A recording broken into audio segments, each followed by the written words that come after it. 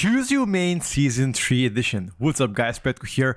If you have followed this channel for a long time, you know that every single season, a few weeks before the patch, we usually do such a spreadsheet on stream discussing each class to details and going back and forth, putting the numerical value in each of them, and at the end we rank them exactly how it looks like. Thing is, it's mostly fun content, but I always put it on YouTube in case people from our Twitch channel have not catched it.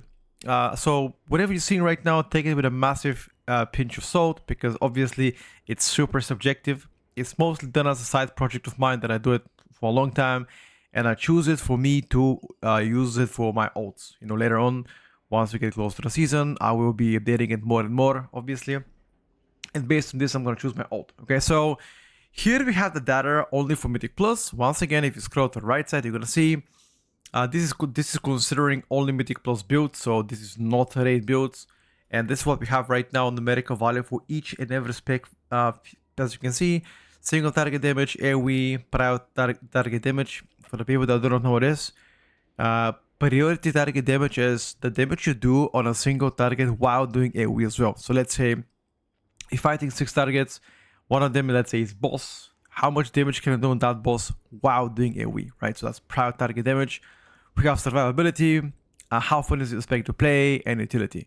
Now, the first 3 are marked between 1 and 10, obviously because damage is by far the driving factors of ranking each of the specializations. And to the right side, we have survivability, playstyle, utility. Each of them carries the weight from 1 to 5, 5 being the best, 1 being the worst. The same thing applies for the first one. 1 is the worst, 10 is the best. All right, so if you only take a look at damage right now, if you only look at damage, as you can see, Frost Death Knight comes on top. Now, Frost Death Knight and Hunter are no surprise here. They both are extremely good, even after the nerfs. They are doing exceptional damage in my opinion, and are considered one of the strongest purely numerical DPSers right now in Mythic Plus. The question is, this comp is kind of weird. Because you have double physical comp, but most of the damage here comes from magic. So for example, Frost Decay, fully magical damage. Hunter, I think kind of hybrid split between, depending if you're playing Dark Ranger or Sentinel right now, although Sentinel is the better choice after the buffs here, which holds more physical damage compared to Dark Ranger. So if you're playing Protection Warrior, Brewmaster, you're gonna buff them to some extent. But I feel like, I don't know exactly what a third DPS that would be for that comp. I gotta figure it out. Maybe a rogue actually. But we'll see. Anyway, so those two guys are performing the best. As you can see, Dimulok coming very close third. All the mage specs are coming right behind them. Dimulok actually a surprising contender. The only reason why they are ranked that high here is because of the exceptional single target. ST looking to be very strong feature on Demonology Warlock, and if you haven't seen one so far in Mythic Plus, they are blasting. Consistent, great damage here. On top of this, the AoE profile is also very strong, so that's a double win for them. So overall, looks eating good, although no party buffs. Obviously, Hailstones and Combat Resurrection, but that's not really a party buff. So yeah, I know you guys don't like me saying this, but it is not a party buff. It's still very valuable, unique utility that only Lux can give you. So if you look at the middle, we're having some Unholy Death Knight, Devastation, Survival Hunter. I personally believe Survival here is a little bit underrated. In the lower level keys, your burst is extremely valuable, especially when you play Sentinel Survival, where you have like 40 seconds of your coordinated assault, which is your major cooldown. You're able to burst mobs really quick, so I would probably value it a little bit higher right now. And House Shaman, although it's slightly above average, it did get nerfed this week in AoE, but the Wind Fury value is definitely going to elevate the spec going from here to at least 4 or 5 spots ahead. Guarantee you that. Windwalker Monk actually surprised they end up in top 10. The tier set got buffed quite significantly this morning. It was a hotfix. It was not in a blue post, but yes, Windwalker are quite juicing up right now. And one of the main reasons why they are considered right here is because of their single target. It's currently considered 8.5 out of 10, which is pretty much on the level of Mage. Now, is that going to be a cope? Maybe it's going to be a cope. Keep in mind, this spreadsheet is very subjective. My opinion plus my chat, we combine thoughts together, give a number. It's a fun activity, okay? So don't take it too serious. Nevertheless, Windwalker is still gonna give you great results, although that the soft target cap can express significant downsizing while you're playing AoE. So let's say if you're playing 10-15 mobs, obviously your AoE might not look as strong compared to the specs here announced. Shadow Priest unfortunately dropped a little bit down just because of the nerfs that came out yesterday. They were significant.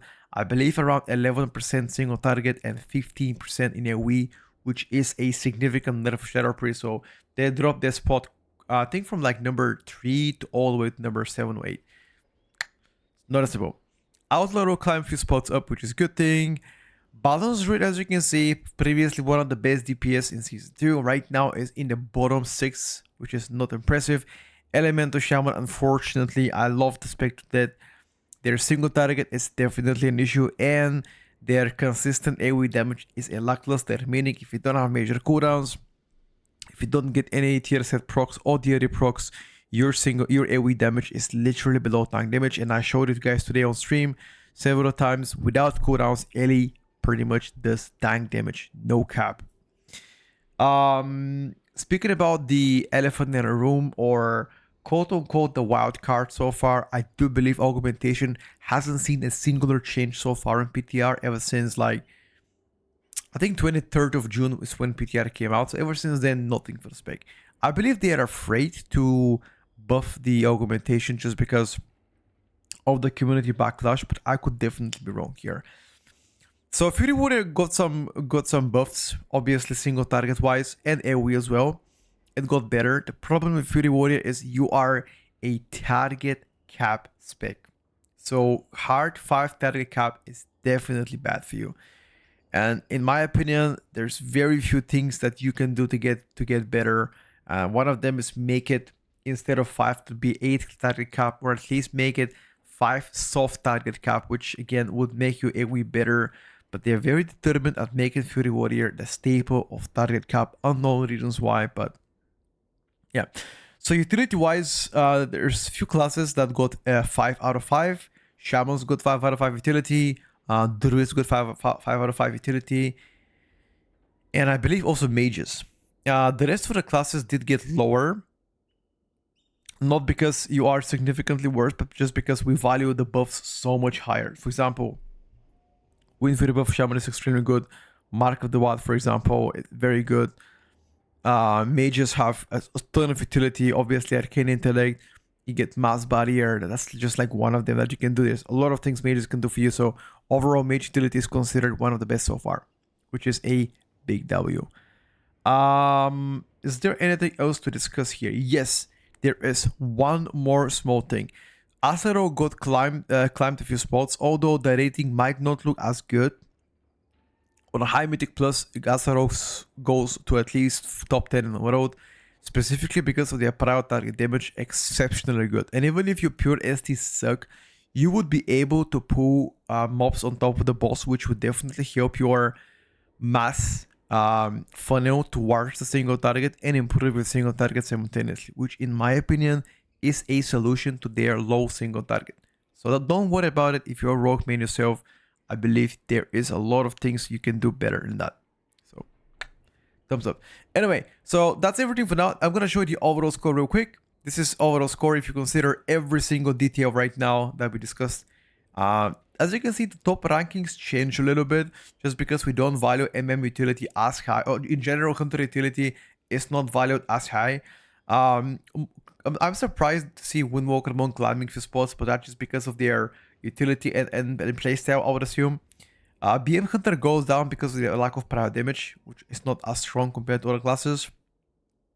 Very interested to see Warriors on the bottom with the booby, by the way, which is not good. And if you only care about damage, utility, and survivability without playstyle and fun, then as you can see, several changes happen. Enhanced jumps a little bit higher. Again, enhanced utility is considered, or in general, Shaman utility is considered one of the best.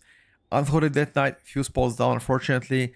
We also value fun, which is not really a margin you should look at because some people don't care about fun, but we do care about fun. Yeah, I mean, one thing is sure throughout everything here that I showed you, Frost Death Knight remains the top. So far, even after the nerfs, it remains very, very solid on the very top right now and in a commanding position. I would not be surprised if this pick gets nerfed again. Anyway, let me know if you guys have any feedback or comments. I'm willing to respond. See you guys on stream tomorrow. Is the tier list update number 3. Bye for now.